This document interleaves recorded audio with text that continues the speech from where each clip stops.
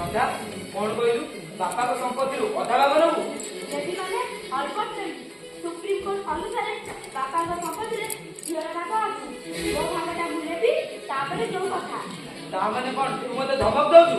ଧମକ ନୁହଁ, ଯାହାଟା ସତ ମୁଁ ସେଇଟା କହୁଛି। ତୋ ଭାଗଟା ତୋ ବାହାଘରରେ ଖର୍ଚ୍ଚ ହେଇଯାଇଛି। ଏଠି ଆଉ ତୋର କିଛି ଭାଗ ନାହିଁ, କିଛି ବି ନୁହେଁ। ଭାଇ ତମେ ମତେ କୋର୍ଟ କଚେରୀ ଯିବାକୁ ବାଧ୍ୟ କର ନା। ଭଲରେ ଭଲରେ କହୁଛି, ମୋ ଫ୍ଲାଟଟା ମତେ ଦେଇଦିଅ, ମୁଁ ସୁନା ପିଲା ବାଗିଆ ଚାଲିବି। ରଧା ଥରେ ଚିନ୍ତା କରିଦେ, ତୁ ଯାହା କରୁଛୁ ଠିକ କରୁଛୁ ନା ଭୁଲ କରୁଛୁ? କଣଟା ସେ ଭୁଲ କରିଛନ୍ତି? ଆମ ବାହାଘର ବେଳେ ଯାହାର ସମ୍ପତ୍ତି ଦିଆଯାଇଥିଲା ସେଇଥିରେ କଣ ହବ? ମୋର ପୁଣି ଗୋଟେ ପ୍ରେଷ୍ଟିଜ୍ ଅଛି ନା ନାହିଁ? ମୋ ସାଙ୍ଗସାଥି ମାନେ ଅଫିସକୁ ଦାମୀ ଦାମୀ କାରରେ ଆସୁଛନ୍ତି, ଆଉ ମୁଁ ସେଇ ଭଙ୍ଗା ଅଲ୍ଟୋକୁ ନେଇ ଯାଉଛି।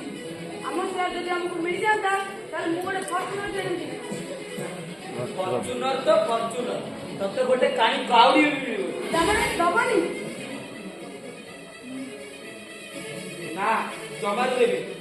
ଆଉ ଡେରି କରୁଛ କାହିଁ ଶ୍ରଦ୍ଧା? ଚାଲ ହାଇକୋର୍ଟ ଯିବା। ଏମାନଙ୍କ ନାଁରେ ଏମିତି କେସ୍ କରିବା ଯେ ଏ ସେୟାର ନେଇ ଆମ ଘରେ ନେଇ ଆସିବେ। ଭାଇ ଶେଷ ଥର ପାଇଁ କହୁଛି, କୋର୍ଟକୁ ଯିବା ଆଗରୁ ଏଇ କଥାଟା ଏଇଠି ଫଇସଲା ହଉ, ନହେଲେ ମୁଁ କୋର୍ଟକୁ ଯିବି।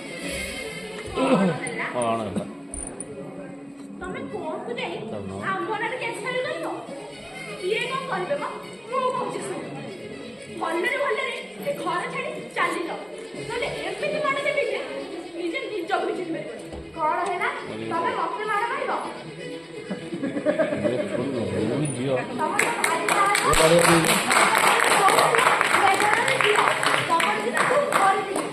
କିଛି ଶୁଣ ଶ୍ରଦ୍ଧା, ନାଦି ଦେଇଯାଅ।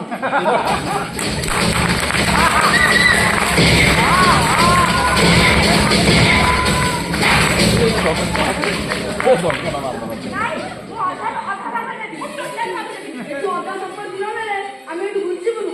ଦରକାର ହେଲେ ରକ୍ତରେ ନଦୀ ବହିଯିବ। ବେଇମାନ ଚୁପଚାପ ଏ ଘରୁ ଚାଲିଯା। ବାପାର ଯୋଉ ରୋଗ ଶଯ୍ୟାରେ ପଡିଥିଲା ବେଳେ କେତେ ଥର ଆସିଛୁ ବାପାଙ୍କ ସେବା କରିବା ପାଇଁ? ସମ୍ପତ୍ତି ନେବାକୁ ଚାଲି ଆସିଲା। ନିର୍ଲଜ କହୁଥିଲା।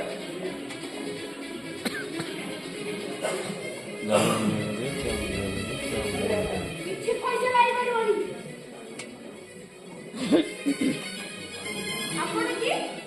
ମୁଁ ଆଡଭୋକେଟ ଶୁଭମ ଦାସ, ଆଉ ମୁଁ ଆଡଭୋକେଟ ସରିତା ପଟ୍ଟନାୟକ। ଭଲ ହେଲା ଆପଣ ମାନେ ଆସିଲେ। ଆମ ବାପାଙ୍କ ସମ୍ପତ୍ତିକୁ ଭାଗ ବାଟ କରିଦିଅନ୍ତୁ। ଆପଣଙ୍କର ବାପାଙ୍କର ସମ୍ପତ୍ତି ନା ଝିଅର ଭାଗ ଅଛି ନା ପୁଅର ଭାଗ ଅଛି? ମାନେ ଆପଣଙ୍କ ବାପା ସର୍ବସ୍ୱ ସମ୍ପତ୍ତିକୁ ଗୋଟେ ଟ୍ରଷ୍ଟକୁ ଦାନ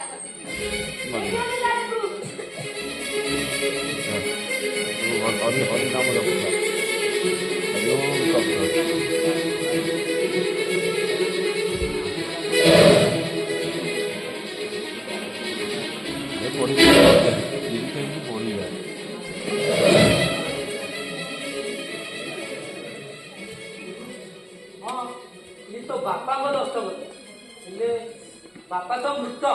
ନା, ବାପାଙ୍କ ଦସ୍ତଖତକୁ କିଏ ଗୋଟେ ନକଲ କରି ଦସ୍ତଖତ କରିଛି। ମରିଯାଇଥିଲେ ସାର୍, ବାପା ତ ଆମର ଅନେକ ଦିନ ମରି ସାରିଛନ୍ତି। ମରିଯାଇଥିବା ଲୋକ କଣ ସ୍ୱର୍ଗରୁ ଉଠି ଆସିକି ସାଇନ୍ କଲେ? ଇଏ ସବୁ ମିଛ କଥା। ନିହାତି ମିଛ କଥା, କାରଣ ମୋ ଶ୍ୱଶୁର ଭର୍ତ୍ତି ମାରିଦେଲେ ମଲେଣି। ବାପା ମରିନାହାନ୍ତି, ବାପାଙ୍କୁ ଆମେ ସାଙ୍ଗରେ ନେଇକି ଆସିଛୁ। ବାପା ଭିତରକୁ ଆସନ୍ତୁ। জীবন এই তো জীবন এই তো জীবন এই তো জীবন এই তো জীবন।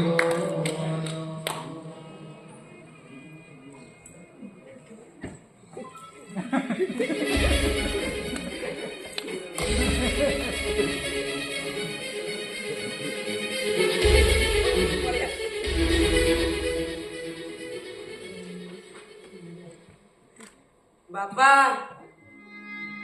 ଯିଏ ସଂସାରର ସମସ୍ତ ବୋଝକୁ ନିଜ କାନ୍ଧରେ ବହନ କରି ସଂସାରର ରଥକୁ ଆଗକୁ ଆଗକୁ ବଢେଇ ନିଏ। ବାପା ଯିଏ ନିଜ ଲୁହକୁ ନିଜେ ପିଇ ପିଲାମାନଙ୍କ ଠାରେ ହସ ଖୁସି ପରସି ଦିଏ, ତାକୁ କହନ୍ତି ବାପା। ବାପା ଯିଏ ନିଜକୁ ଭୁଲି ପ୍ରଥମେ ପିଲାମାନଙ୍କର ସୁନେଲି ସ୍ୱପ୍ନ ଦେଖେ ତାକୁ କହନ୍ତି ବାପା। ହେଲେ ଆଧୁନିକତାର ଚାକଚକ୍ୟ ପରିବେଶ ଭିତରେ ବାପ ମା ଶବ୍ଦଟା ଆଜି ଅଣନିଶ୍ୱାସୀ ହୋଇ ବଞ୍ଚିବାର ରାହ ଖୋଜୁଛି। ସେଥିପାଇଁ ଦାୟୀ କେବଳ ଆଜିର ସମୟ। ବାପା ମତେ କ୍ଷମା କରିବେନି ବାପା, ଏ ଅଙ୍କିତାର କଥାରେ ପଡି ମୁଁ ଆପଣଙ୍କ କର୍ତ୍ତବ୍ୟରେ ହେଳା କରିଛି। ବାପା କ୍ଷମା କରୁଛନ୍ତି ବାପା। ମତେ କ୍ଷମା କରିଦିଅନ୍ତୁ ବାପା, କିନ୍ତୁ ସ୍ୱାର୍ଥର ଅଂଶରେ ଆପଣଙ୍କ ଭଳି ଦେବତା ଉପରେ ମୁଁ ବହୁତ ଅଂଶ କରିଛି। କ୍ଷମା କରିଦିଅନ୍ତୁ ବାପା। ବାପା ମୋର ଭୁଲ ହେଇଯାଇଛି, ତମେ କଣ ମତେ କ୍ଷମା କରିବନି? ମୁଁ ଆପଣଙ୍କ ପ୍ରତି ଅବିଚାର କରି ବସିଥିଲି, ଆପଣ ମତେ ବି କ୍ଷମା କରିବେ। ଆରେ କ୍ଷମାର ଅନ୍ୟ ନାମ ପରା ବାପା। ତମମାନଙ୍କୁ କ୍ଷମା କରିଦେଲି। ଆଉ ତମେ ମାନେ ଗୋଟେ କଥା ଜାଣିଛ, ତମ ମା ଶାନ୍ତି ବଞ୍ଚିଛି।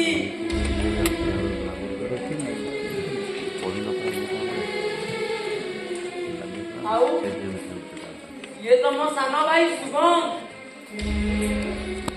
ଆଉ ଇଏ ଆମ ସାନ ବୋହୂ ସରିତା।